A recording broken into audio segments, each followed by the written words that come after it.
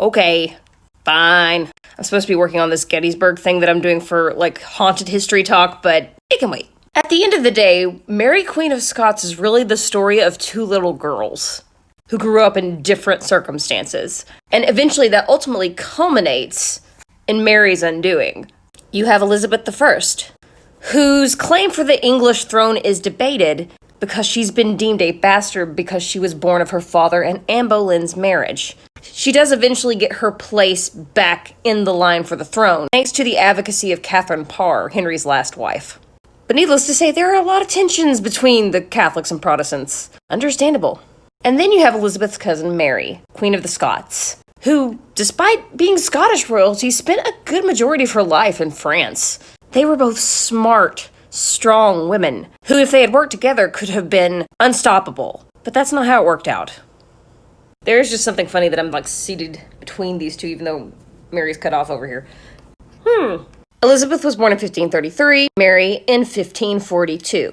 Mary Stuart was born in Scotland, and is actually related to Elizabeth. She's Henry VIII's great niece, so they're cousins. Sadly, after her birth, her father dies, and she's 6 days old, and she's raised to be the rightful heir to the throne. Of England, that is. See, people thought her claim was more legitimate than Elizabeth's, since she's part of the Catholic faith versus the Protestant Anglican faith. Because there's so much, infighting going on in Scotland at the time, she's actually moved to France, where she is raised. So whenever you see Mary in a movie and she has a Scottish accent, no, she had a French accent. Don't make me, okay, yeah, that. She was being raised to be wife of the French Dauphin, which, yes, looks like dolphin, but no. Everybody loved this little girl. She had a great early life. There is a sad difference between Mary's upbringing and Elizabeth's upbringing. Mainly, Mary had people who loved her.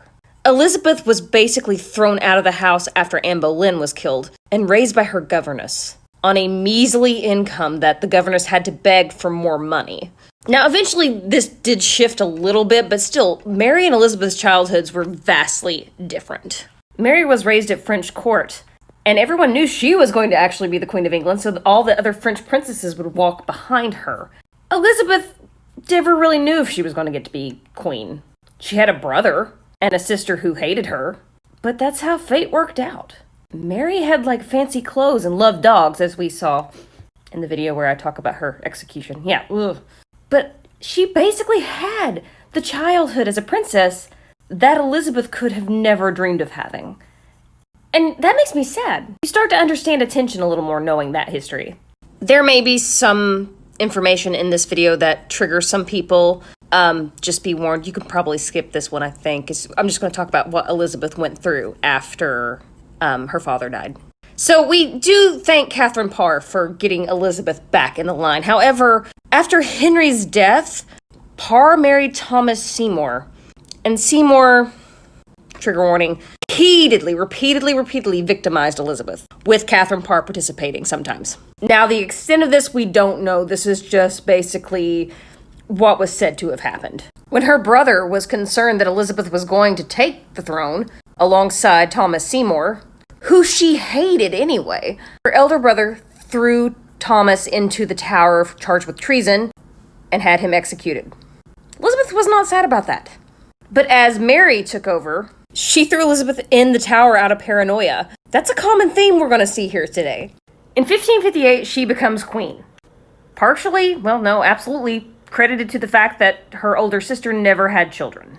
Congrats, I guess? 3 years later, Miss Mary shows back up to Scotland. She was newly widowed from her husband, Francis II.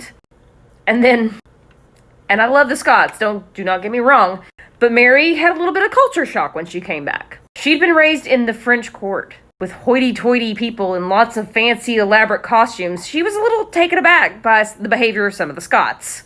And now Elizabeth was getting concerned that Mary was back. She was content just being Elizabeth's second person, i.e. the next person in line for the throne. Elizabeth never did that.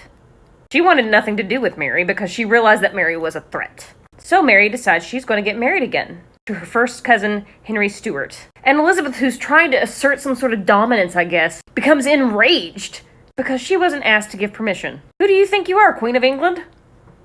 Mary was about to find herself a widow again. It's always hard to speak to whether or not people back then loved each other, but really at the end of the day, marriage was just to have kids.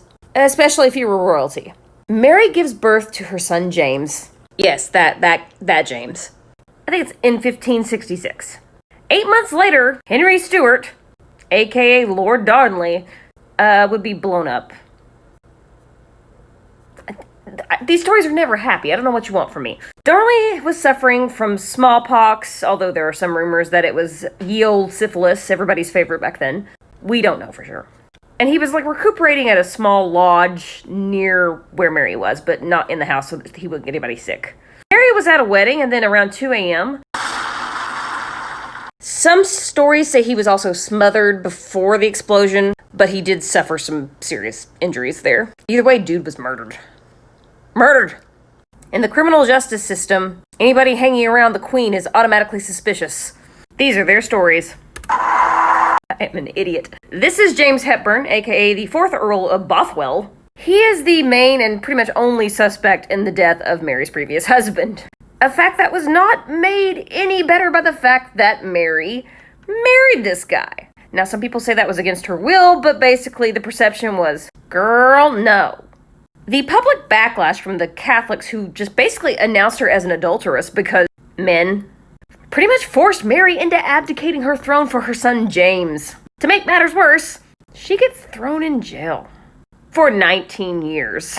Although, to Elizabeth's credit, she did allow her to bring her dogs. Yes, Mary was also a fan of little white dogs. Hey! Bothwell was eventually imprisoned for the rest of his life. Mary's situation just kind of slowly turns to disaster. The saddest thing about this entire story to me is knowing that if these two had worked together, no one would have stood a chance. That's just not how this goes, though. So Mary gets shuffled around from castle to castle, and, she actually has a pretty decent setup for, being imprisoned. But Mary was bored and began writing Elizabeth letters, trying to convince them that they were friends. We could be partners.